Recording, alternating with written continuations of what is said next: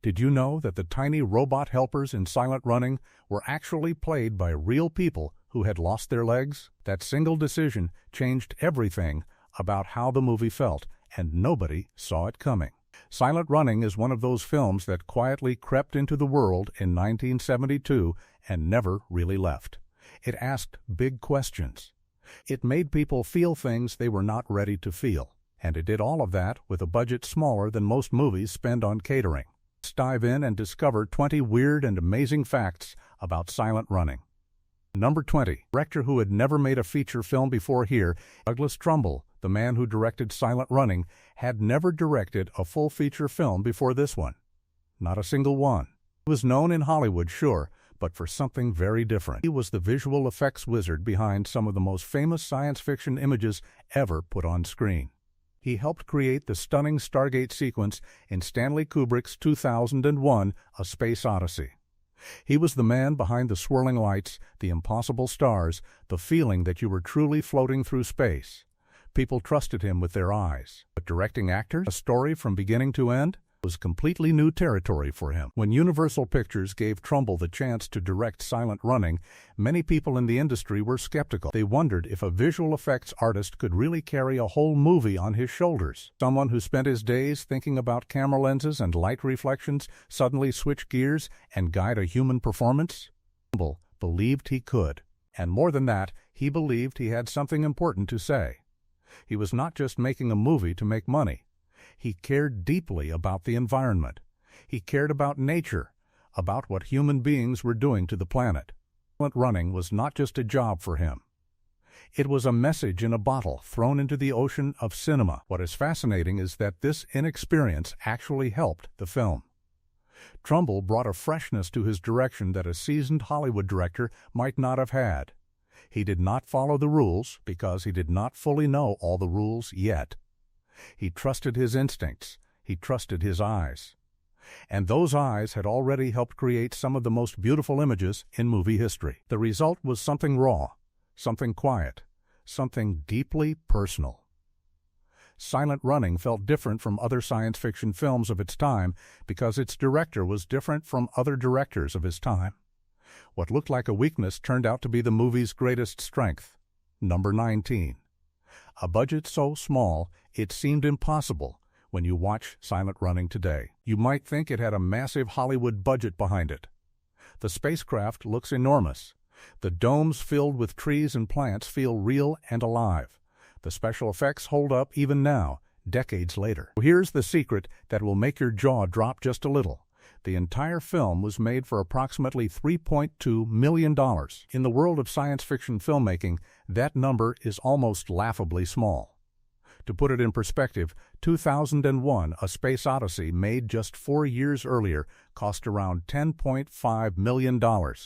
And that was before inflation had pushed prices even higher. Douglas Trumbull had to stretch every single dollar like a piece of old elastic. He made choices that other directors would never have considered. He used real locations instead of expensive studio sets. He designed effects in clever ways that looked 10 times more expensive than they actually were. His background in visual effects was crucial here. He knew exactly where the camera needed to be to make something simple look spectacular. He knew how light moved, how shadows fell, how the human eye could be tricked into believing something was bigger or grander than it actually was. These were not just tricks. They were skills sharpened over years of quiet, careful work. The cast was kept tiny. The crew was kept lean. There were no enormous trailer parks full of movie stars. There were no lavish set pieces built just to be blown up. Everything on screen existed for a reason. Every plant in those domes was real. Every shadow on the spacecraft walls was earned. The production felt almost like an independent film squeezed into a science fiction story.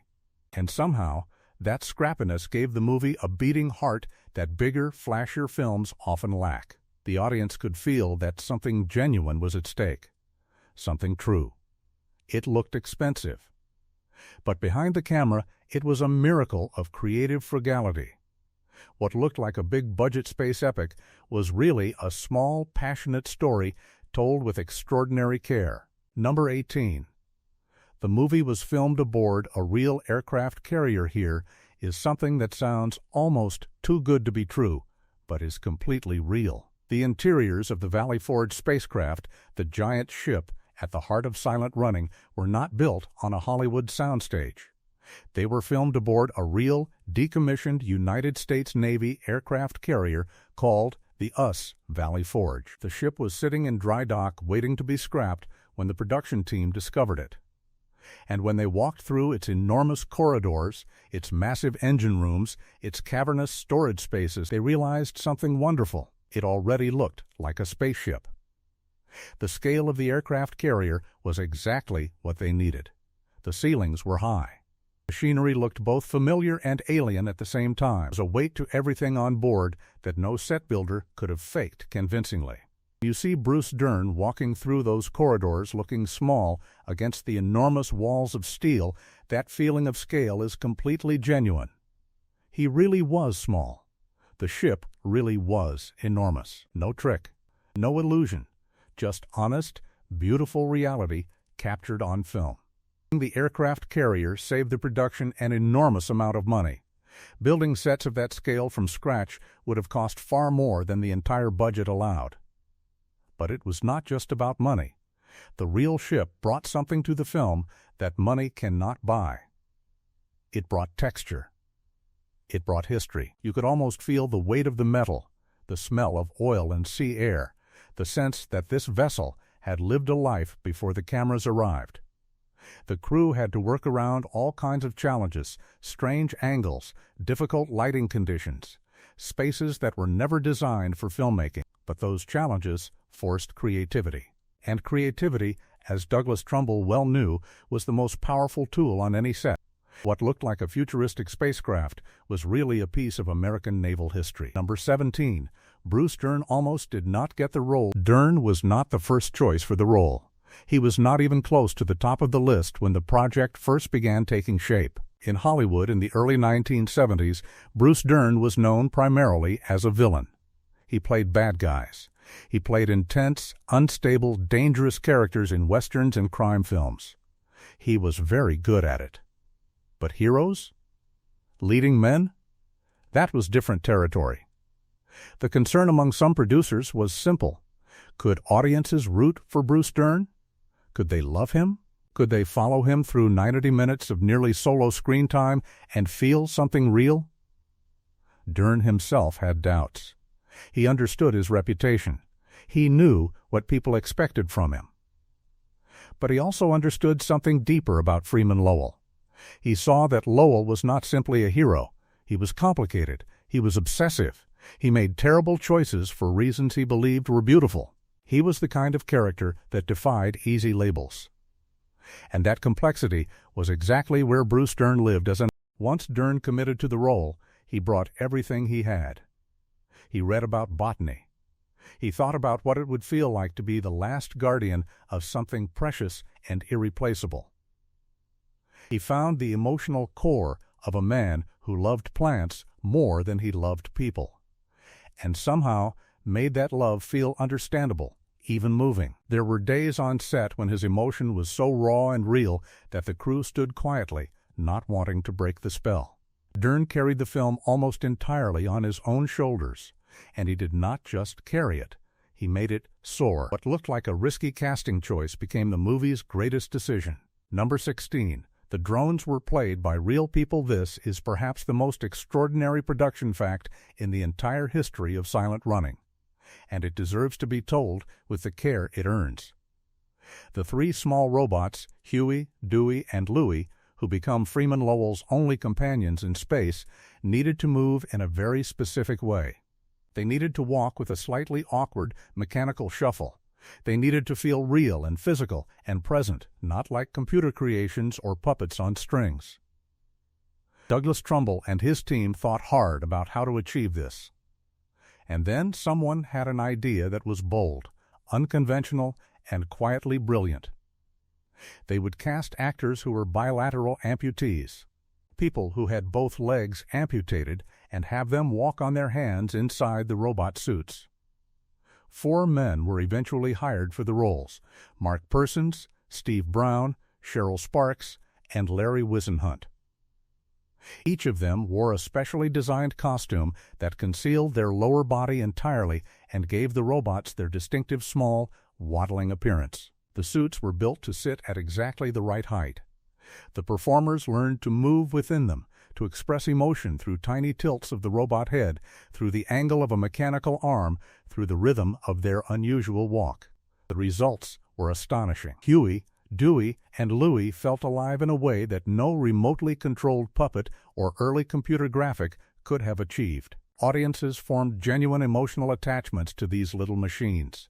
When one of them was destroyed, people cried. Real tears. In the theater. For a robot. And the reason those tears came is because real human beings were inside those suits. Real hearts were beating. Real effort was being made. Every shuffle, every tilt, every gentle gesture was a human performance filtered through steel and plastic. The humanity was not removed by the costume. It was concentrated by it. Not just robots, but real people sharing something remarkable. Number 15. Joan Baez wrote and performed the song science fiction films of the early 1970s were not usually known for their gentle acoustic folk songs. They leaned toward orchestral sweeps, electronic soundscapes, dramatic musical statements. So when audiences first heard the quiet, haunting voice of Joan Baez floating through the opening moments of Silent Running, many of them were genuinely surprised. What was this? Why did a movie about spaceships and dying forests begin with something that sounded like it belonged on a front porch in the mountains? Joan Baez was one of the most famous folk singers and political activists of her generation. She had stood beside civil rights leaders. She had performed at Woodstock. Her voice carried the weight of causes and conscience in a way that very few artists have ever matched. When Douglas Trumbull approached her about contributing music to Silent Running, she connected immediately with the themes. The film was about loss, about grief for a natural world that was being abandoned, about the loneliness of caring when everyone around you had stopped caring. These were themes that lived very close to Joan Baez's heart. Wrote and recorded 2 songs specifically for the film, Rejoice in the Sun and Silent Running. Both songs are tender and melancholy, full of the specific ache of someone mourning something beautiful that is slipping away. They do not feel like movie songs. They feel like real songs that happen to find a movie worthy of them. Trumbull wove them into the fabric of the film in a way that felt organic rather than forced. The music did not accompany the story from a safe distance. It lived inside the story, breathing alongside it. In a film full of metal and silence and cold space, those 2 small folk songs functioned like a warm light left on in a dark room. Unexpected, necessary, unforgettable. Number 14. The forest domes were built with real plants when you first see the enormous geodesic domes attached to the Valley Forge spacecraft, filled with trees, grass, flowers, and running streams. Something in your chest loosens just a little. It is beautiful in a way that is almost painful. And here is what makes it even more remarkable. Those plants were real. Every single one of them. The production team did not use painted backdrops or early optical tricks to create the forests. They planted actual trees. They grew actual grass. They imported actual flowers. The domes used in filming were real greenhouses, full of living, breathing vegetation. The logistical challenge of this decision was staggering. Keeping thousands of plants alive during a film production is not simple. Plants need specific light levels, specific temperatures, specific watering schedules. Film sets are not designed with plant welfare in mind. Cameras move, lights change, schedules shift. What works for a camera crew often does not work for a fern or a flowering shrub. The production had to balance the needs of the living ecosystem they had created with the very different demands of making a movie inside it. But the effort paid off completely. Because those plants were real, they behaved the way real plants behave. Light moved through real leaves. Wind stirred real branches. The sound of real water over real soil filled the spaces between lines of dialogue. Bruce Dern did not have to imagine he was in a forest. He was in a forest. The grief he felt when that world was threatened was easier to access because that world was genuinely there, genuinely alive, genuinely at risk of wilting and dying under the hot film lights. The camera captured something that could not have been faked. It captured the actual beauty of living things, and it made their potential loss feel like a real wound. What looked like a set piece was actually a living, breathing garden. Number 13. The movie was originally much longer. The version of Silent Running that audiences saw in cinemas in 1972 was not the version that Douglas Trumbull first envisioned. Like many films, it went through a significant cutting process before it reached the public, and what was lost in that cutting process was something meaningful. Early cuts of the film were considerably longer, containing scenes and character moments that explored Freeman Lowell's psychology in greater depth. There were conversations that gave more texture to his relationships with his crewmates. There were quiet moments in the forest domes that lingered longer, breathing more completely. The studio wanted a tighter film. They wanted something that moved at a pace audiences would find comfortable. The nature of commercial cinema has always involved this tension between the director's vision and the demands of the marketplace. Trumbull fought for some of his material. He won some of those fights and lost others. The final film runs approximately 89 minutes, which is notably short for a science fiction epic of its ambitions. Critics have argued that this brevity actually strengthens the film, that the loneliness and isolation feel more intense because there is less of everything, including time. But others, particularly devoted fans who have studied the production carefully, believe that something important was sacrificed in the editing room. The longer version of the film would have given audiences more time inside Lowell's mind. More time to understand the specific quality of his obsession. More time to feel the beauty of what he was protecting before it was threatened. The film we have is extraordinary, but somewhere, in a studio vault or a memory or a conversation long since forgotten, there exists the ghost of a slightly longer, slightly deeper version of Silent Running. What was cut was not just footage. It was feeling. Number 12. The visual effects team invented new techniques. Douglas Trumbull was not a man who accepted the limits of existing technology. He had proven that already on 2001, A Space Odyssey, where he and his colleagues had pushed optical effects to places they had never been before. On Silent Running, he did it again. With a budget that would make most Hollywood visual effects supervisors laugh nervously, Trumbull and his small team developed new techniques for filming miniature spacecraft that influenced science fiction cinema for years to come. One of the most significant innovations involved the way the spacecraft models were lit and photographed.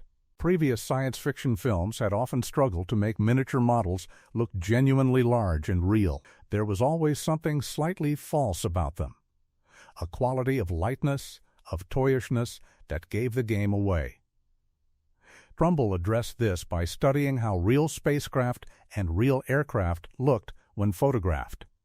He paid close attention to the way light behaved at different scales. He developed new methods of front projection and camera movement that made the models feel weighty, aged, industrial. They looked like things that had been in space for a long time, collecting the quiet damage of years. The techniques developed for Silent Running were later refined and expanded for films like Star Wars in 1977 and Close Encounters of the Third Kind in the same year. Many of the people who worked on those landmark films had learned from watching what Trumbull's team had achieved on a tiny budget with extraordinary creativity. Silent Running was, in many ways, a school for the next generation of science fiction visual effects artists. It proved that imagination was more powerful than money. It proved that careful, thoughtful technique could create images that budgets 10 times larger could not match. Old methods reimagined became new magic. Number 11. The script was written by 3 people with very different visions. The screenplay for Silent Running has an interesting and somewhat complicated history. It was written by 3 people, Derek Washburn, Michael Cimino, and Stephen Bochco. Each of these writers went on to have significant careers in Hollywood. Michael Cimino would later direct The Deer Hunter, one of the most celebrated American films of the 1970s. Ivan Bochco would become one of the most influential television writers and producers of his generation, responsible for groundbreaking shows that changed how television told stories. And Derek Washburn would also work on The Deer Hunter as a screenwriter. What is remarkable is that three writers with such different sensibilities and such strong individual voices managed to create something that felt unified and coherent. The script for Silent Running is not a loud, action-packed science fiction adventure. It is a quiet, philosophical, emotionally complex piece of writing. It asks questions about duty, about love, about what human beings owe to the natural world. It does not provide easy answers. It leaves the audience sitting with its questions long after the credits have rolled. The collaboration was not always smooth. There were disagreements about tone, about pace, about the nature of Freeman Lowell's character. Some drafts of the script painted him more sympathetic. Others pushed harder into the darkness of his obsession, exploring the ways that passionate conviction can curdle into something frightening. The final script found a careful balance, allowing Lowell to be both heroic and troubling, both right and wrong, both admirable and deeply human in his flaws. Three writers arguing in a room produced something more complicated and more honest than any one of them might have written alone. What sounded like conflict in the writing room became depth on the screen. Number 10. Bruce Dern spent much of the film completely alone. Here is something that sounds straightforward but carries enormous weight when you think about it carefully. For large sections of Silent Running, Bruce Dern had nobody to act opposite. His crewmates were killed or departed early in the film. The robots could not respond to him with words or expressions. He was, quite literally, alone in front of the camera for extended stretches of film, and the challenge of giving a compelling, emotionally sustained performance when you have nothing to push against is one of the hardest things an actor can face. Most acting is reactive. You respond to another person. Their energy feeds your energy. Their emotion triggers your emotion. Remove that other person and you are left relying entirely on your own internal resources. You must generate everything yourself. The fire, the grief, the humor, the fear, all of it must come from somewhere inside you, without the fuel of another human presence to keep it burning. This is why solo performances of this kind are relatively rare and almost always remarkable when they succeed. Dern prepared for this challenge by going deeply into Lowell's internal world before filming began. He built a complete picture of who this man was, what he loved, what he feared, what drove him. He gave Lowell a history, a childhood, a set of memories. He understood that the camera would be very close and that every small flicker of thought would be visible. There was nowhere to hide. There was no partner to save him if a scene felt flat. It was just him, the camera, the plants, and the quiet hum of a story about the end of the world's green things. What looked like a simple performance was actually an act of sustained, extraordinary courage. Number 9. The film was ahead of its environmental message in 1972 when Silent Running was released. The environmental movement was young and still finding its voice. The first Earth Day had only been celebrated 2 years earlier, in 1970. The major environmental legislation that would define the following decades was just beginning to take shape. Most mainstream Hollywood films were not yet thinking seriously about ecological themes. Science fiction, in particular, tended to focus on alien invasions, technological disasters, or social dystopias, not the quiet, devastating loss of forests and flowers. Silent Running walked directly into that gap.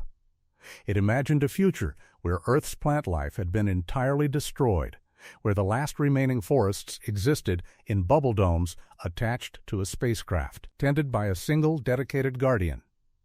The film did not present this as a distant or unlikely possibility. It presented it as a natural consequence of human indifference, of choosing profit and comfort over preservation and responsibility. The Earth in the film had not been destroyed by war or disaster. It had been abandoned. That distinction is crucial and uncomfortable. What is remarkable is how prescient this message turned out to be. The conversations happening in the early 21st century about deforestation, biodiversity loss, climate change, and humanity's relationship with the natural world feel like they could have been written specifically in response to silent running. The film was not predicting the future with perfect accuracy, but it was asking the right questions at a time when very few other films were asking them at all. It was a warning dressed up as a story, a love letter written to forests that might not survive to read it. What felt like science fiction in 1972 feels uncomfortably like journalism today. Number 8. The robots became unexpectedly iconic. Nobody planned for Huey, Dewey, and Louie to become cultural icons. They were practical solutions to a storytelling problem. The film needed Freeman Lowell to have companions, beings he could talk to, care for, interact with, without requiring a large human cast that the budget could not support. The robots served that function. But something unexpected happened when the film was released.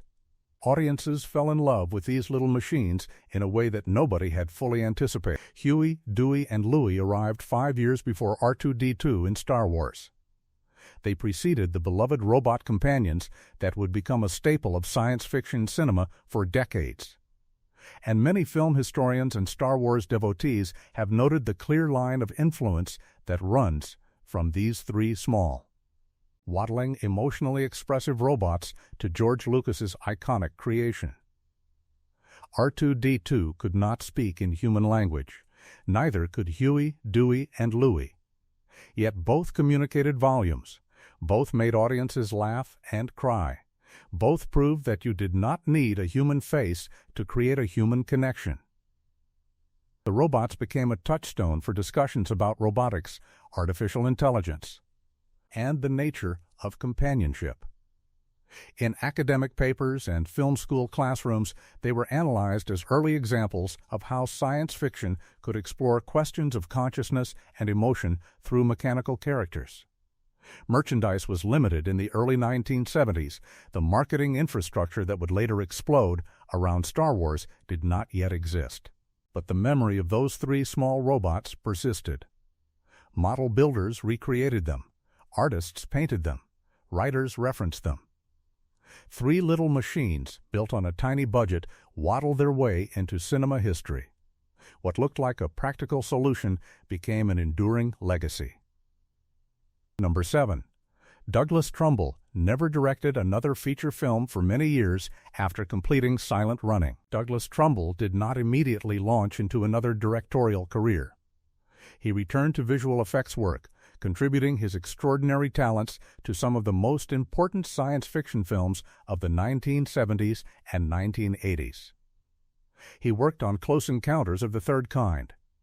He created the breathtaking visual effects for Star Trek: The Motion Picture. He returned to Ridley Scott's Blade Runner and helped create a vision of the future that remains influential to this day. His fingerprints are on the most beautiful images of an entire era of science fiction cinema. But as a director, he largely stepped back. There were projects that were announced and then fell apart. There were ideas that did not find studio support. The commercial performance of Silent Running had been modest. The film was not a runaway hit at the box office. It found its audience gradually, over years and decades, through television broadcasts and later through home video formats. By the time it was widely recognized as a classic, the window for Trumbull to build immediately on its success had closed.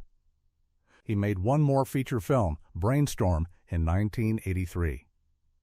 And then, decades passed. The reasons for this are complex and not fully understood even by those who knew Trumbull well. He had an independent spirit. He was more interested in technological innovation than in navigating the politics of Hollywood studios. He spent years developing new cinema technologies, new projection formats, new ways of creating the experience of moving images.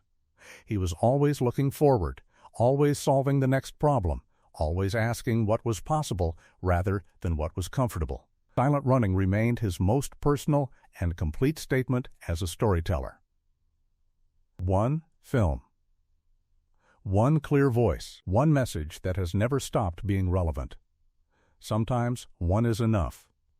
Number 6. The film was released the same year as The Godfather 1972 was an extraordinary year for American cinema.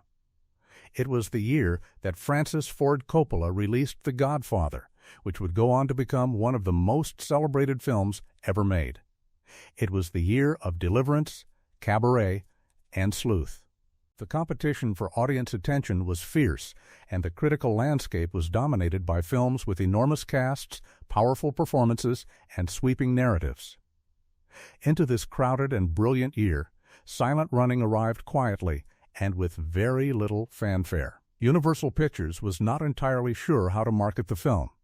It did not fit neatly into any existing category. It was science fiction, but it was not an action film. It was an environmental story, but it was not a documentary. It was a character study, but its central character spent most of the film alone.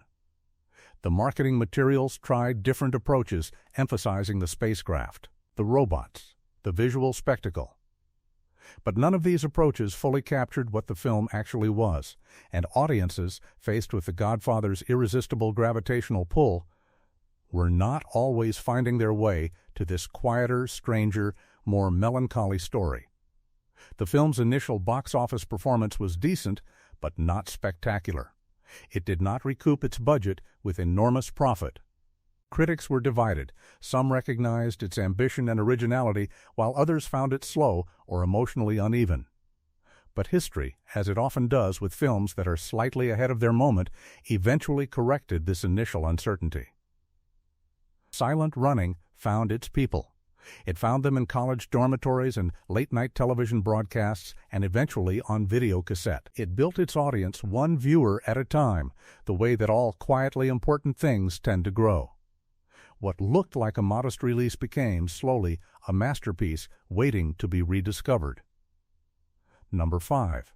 The ending was deeply controversial. Warning: the following section discusses the ending of Silent Running in some detail. If you have not seen the film and want to experience it fresh, skip ahead and come back later. Who know the story or who do not mind, the ending of Silent Running is one of the most debated conclusions in science fiction cinema history. It is beautiful and devastating and deeply ambiguous. And when it was first screened for test audiences, it provoked strong and conflicting reactions. Without giving away every detail, the film ends with an act of sacrifice, with Lowell making an irreversible choice that attempts to preserve what he has spent the entire film protecting. He sends the last forest dome drifting away into the darkness of space, tended only by a small robot carrying a small watering can. The image is heartbreaking. A tiny light in an infinite darkness. Life continuing against all odds, with no human to witness it, no audience to appreciate it, no certainty of survival.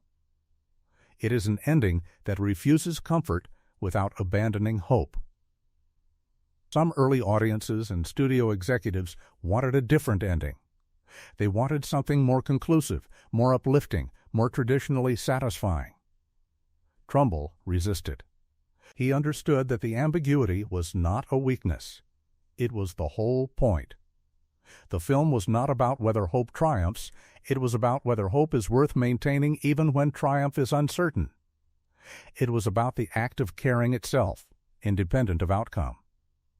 The ending that Trumbull fought for and kept has haunted cinema audiences for decades. People who saw it as children still carry it with them as adults. It changed how some of them thought about loss, about responsibility, about what we owe to the things we love. That is not an ending. That is a gift. Number 4. The film influenced George Lucas. Directly, the connection between Silent Running and Star Wars is not simply a matter of coincidence or parallel development. It is a direct, documented line of influence that shaped one of the most successful film franchises in history. George Lucas was aware of Silent Running. He admired what Trumbull and his team had achieved with their visual effects on a small budget. And when he began planning Star Wars, he drew on lessons and inspirations from Trumbull's work in specific ways. The most obvious connection is in the design and function of the robots. As mentioned earlier, Huey, Dewey, and Louie preceded R2-D2 in the science fiction robot tradition of small, non-speaking, but deeply emotional mechanical companions. But the influence went beyond robot design. The idea of a homemade, slightly worn, industrial-looking spacecraft as opposed to the sleek, impossibly clean ships of earlier science fiction like Star Trek was something that Trumbull helped pioneer. The Valley Forge in Silent Running looks lived in. It looks used. It has the texture of a real working vessel rather than a fantasy of the future. This aesthetic philosophy influenced the look of the Millennium Falcon and the other ships in the Star Wars universe. Lucas has spoken about the films and filmmakers that shaped his thinking during the development of Star Wars. Trumbull's work consistently appears in that conversation. The debt that the most commercially successful science fiction franchise in history owes to a quiet, low-budget, environmentally conscious film from 1972 is one of cinema's more interesting hidden stories. What looked like a modest film became a blueprint. What seemed like a small experiment became a foundation. The influence moved quietly through the industry, invisible but everywhere. Number 3. The film asks one of science fiction's hardest questions. There are science fiction films that ask big questions and then answer them safely, wrapping everything up in a conclusion that protects the audience from genuine discomfort. And there are science fiction films that ask big questions and then refuse to protect anyone. Silent Running belongs firmly in the second category. The question it asks is deceptively simple. Is it acceptable to harm people in order to save nature? And it does not answer this question. It puts the question in front of you and watches what you do with it. Freeman Lowell does things in this film that are genuinely troubling. He is not a clean hero. He makes choices that many audience members find difficult to defend. And yet his motivation, the preservation of the last living ecosystems from a world that has chosen to abandon them, is not easy to dismiss. The film forces its audience into a genuinely uncomfortable moral position. You want to be on Lowell's side. You believe in what he is fighting for. And then you are asked to accept the consequences of that belief, and suddenly it is not so simple anymore. This moral complexity is rare in any genre of filmmaking. It was especially rare in science fiction in 1972. Most science fiction films of the era had clear heroes and clear villains. The audience knew exactly where to place their sympathy. Silent Running deliberately scrambled those categories. It created a protagonist who was simultaneously right and wrong, admirable and frightening. A hero and something more complicated than a hero. Audiences left the theater not with answers, but with questions that followed them home. And the questions are still following people home today, 50 years later, in a world that has made many of the same choices that Freeman Lowell's Earth made. Not just a story, but a mirror. Number 2. The film is considered one of the first true eco-science fiction films. The term eco-science fiction describes a genre of storytelling that uses the tools of science fiction, imagined futures, technological speculation, worlds unlike our own, to explore questions about humanity's relationship with the natural environment. Today, eco-science fiction is a recognized and respected category of literature and film. Stories about climate change, species extinction, ecological collapse, and the ethics of environmental responsibility fill bookshelves and streaming platforms. But somebody had to go first. And by almost universal agreement among film historians and science fiction scholars, Silent Running was there at the very beginning. The film did not invent environmental concern in cinema.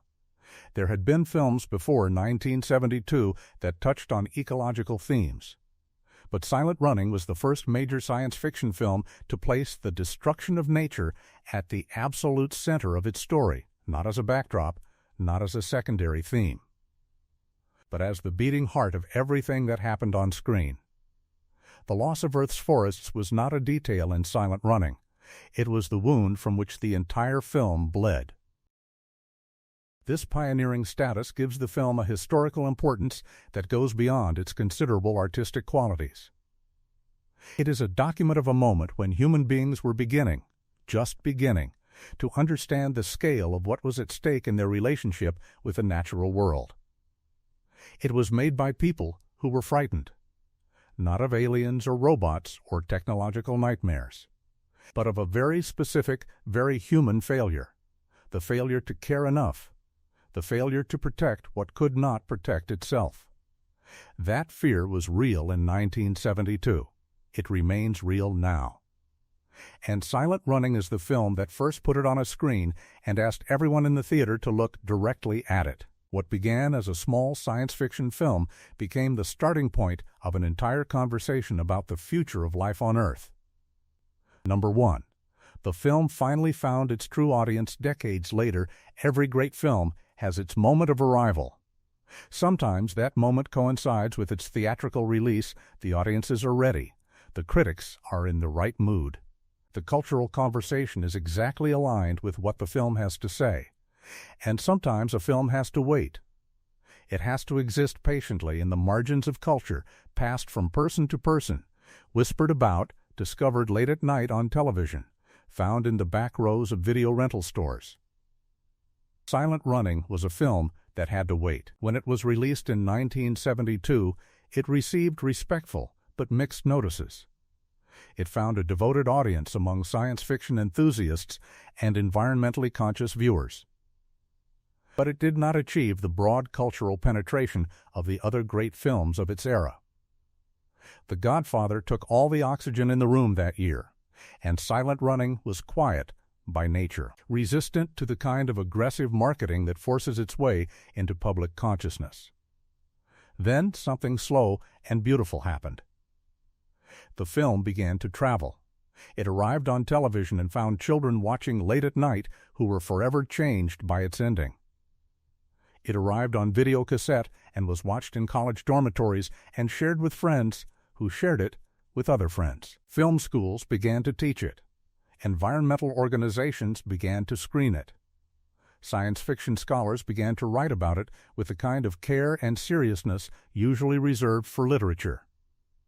A generation of filmmakers grew up who named it as an influence, and the world caught up with its message in a way that, in 1972, could not have been fully predicted. Today, Silent Running sits in a place of honor in the history of science fiction cinema. It is studied. It is celebrated. It is still watched by people who encounter it for the first time and find that it lands in their chest with a weight they were not expecting. Its questions have not become easier with time. Its beauty has not faded.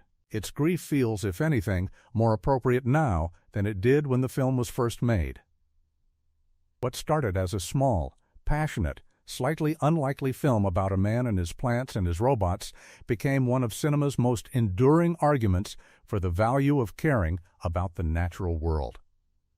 And the most extraordinary fact of all is simply this: it still works. It still matters. Decades later, it is still arriving. Bonus fact: the watering can that changed everything there is one image in Silent Running that has lodged itself permanently in the imagination of everyone who has ever seen the film. It is not a special effect sequence. It is not a dramatic confrontation.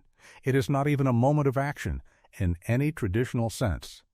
It is simply a small robot, moving slowly through a darkened dome, carrying a small watering can, tending to a garden that has no one left to see it. That image of care continuing in the absence of any witness has been called one of the most moving moments in science fiction cinema history. And there is a story behind it that almost nobody knows. During the final days of production, the filmmakers were wrestling with how to end the film. The broad strokes were established. The dome would drift away into space. The last forest would survive in isolation. But the specific image that would close the film, the final thing audiences would see before the credits, had not been fully decided. Douglas Trumbull tried several approaches. He shot different versions. He looked for something that felt right, something that was both simple and devastating. The idea of the robot with the watering can came from a quiet conversation on set, not from a formal story meeting or a script note. Someone, accounts vary as to exactly who, suggested that the most powerful possible image was not one of grandeur or drama, but of ordinary, faithful, ongoing care. The watering can was a prop that had been used earlier in the film. It was sitting on a shelf. Someone picked it up and placed it in the robot's hands, and the camera looked at it. And in that moment, something clicked. The image was perfect, not because it was spectacular, but because it was mundane. It was the most ordinary thing in the world, watering a plant made extraordinary by its context. A small machine doing a small task in the infinite darkness of space for no audience, for no reward, for no reason except that the task was necessary and the plants needed water. The image was filmed carefully. The lighting was deliberate, a warm glow in the darkness, small and persistent. The camera held on it long enough for the audience to feel the weight of what they were seeing. And then it ended.